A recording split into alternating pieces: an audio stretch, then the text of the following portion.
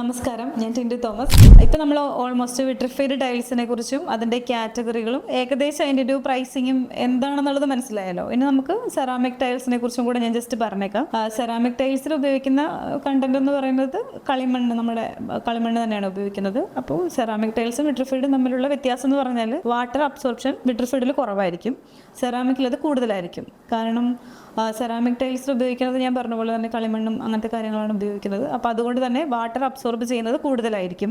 അപ്പോൾ നമുക്ക് കുറച്ച് തണുപ്പ് കൂടുതലുള്ള ഏരിയാസ്, അതേപോലെ ചില സ്ഥലങ്ങളിൽ നമുക്ക് സെറാമിക് ടൈൽസേ ഉപയോഗിക്കാൻ പറ്റത്തുള്ളൂ. അപ്പം പ്രൈസിങ് കുറച്ചും കൂടി കുറവാണ് വരുന്നത്.